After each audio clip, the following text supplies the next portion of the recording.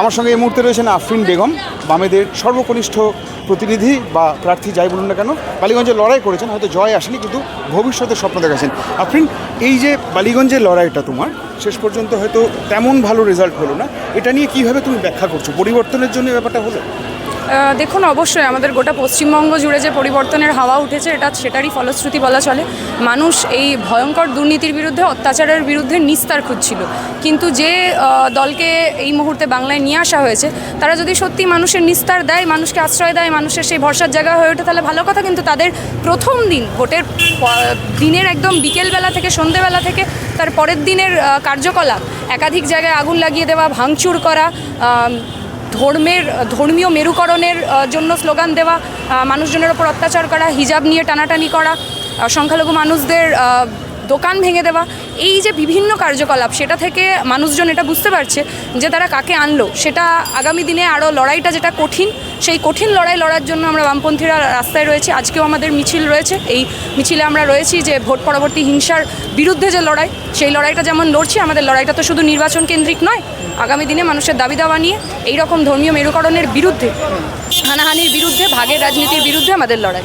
শুভেন্দু অধিকারী মুখ্যমন্ত্রী হলেন, নতুন সরকার মুখ্যমন্ত্রী হলেন, কিভাবে তুমি এই ব্যাপারটাকে দেখছো? দেখুন, শুভেন্দু অধিকারী মুখ্যমন্ত্রী হোক আর ওনাদের যে কেউ দলের মুখ্যমন্ত্রী হোক, গোটা বিষয়টাকে এইভাবেই দেখছি যে এই শুভেন্দু অধিকারী সেই শুভেন্দু অধিকারী যে চিটফান্ড কাণ্ডে তৃণমূলে ফেসে যাওয়ার পর বিজেপির ওয়াশিং মেশিনে গিয়ে শুদ্ধ হয়ে গিয়েছিল। এই শুভেন্দু অধিকারী সেই শুভেন্দু অধিকারী যারা বলেছে যে আমি শুধুমাত্র হিন্দুদের জন্য কাজ করব, মুসলিমরা আমাদের ভোট দেয়নি তাদের জন্য কাজ করব না। আসলে যখন জনপ্রতিনিধি হয় প্রত্যেকটা মানুষের জন্য কাজ করার জন্য হয়। এই শুভেন্দু অধিকারী তারা যারা হচ্ছে যে SIR-এ যাদের নাম বাদ গিয়েছিল তাদেরকে দেশদ্রোহী বলে দিয়েছে, এই শুভেন্দু অধিকারী তাদের নাম বাদ দেওয়ার জন্য হুঙ্কার ছেড়েছিল। ফলে তারা কি করে পশ্চিমবঙ্গের মানুষের সত্যি সত্যি ভোটাধিকার দেবে, ফিরিয়ে দেবে যাদের ভোটাধিকার চলে গেছে, সেইগুলোতে আমি বিশ্বাস করি না।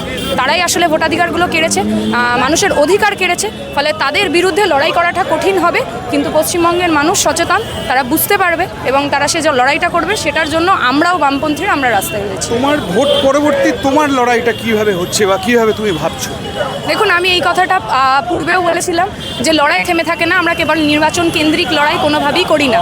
আমরা যে লড়াইটা করছি সেটা দীর্ঘদিনের, সেটা মানুষের জন্য লড়াই, তাদের দাবি দাওয়া নিয়ে লড়াই। আমাদের বাংলাকে যেভাবে শেষ করে দেওয়ার পরিকল্পনা করা হচ্ছে, বাংলাকে যেভাবে ধর্মীয় কারণে, ধর্মীয় উস্কানি দিয়ে, সাম্প্রদায়িকতা ছড়িয়ে, বিষ ছড়িয়ে যেভাবে হচ্ছে যে শেষ করে দেওয়ার চেষ্টা হচ্ছে, সেটার বিরুদ্ধে লড়াই, সেই লড়াই রাস্তায় জারি থাকবে।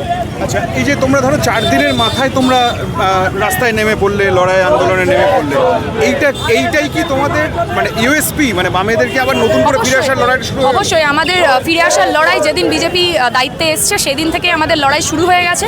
বাংলাকে যে বাঁচানোর লড়াই, যে সাম্প্রদায়িক শক্তি যারা কেন্দ্রে রয়েছে তারা যেভাবে একাধিক রাজ্যে বিভিন্ন জায়গায় যেভাবে মানুষের উপর অত্যাচার করছে সেগুলো আমরা দেখেছি।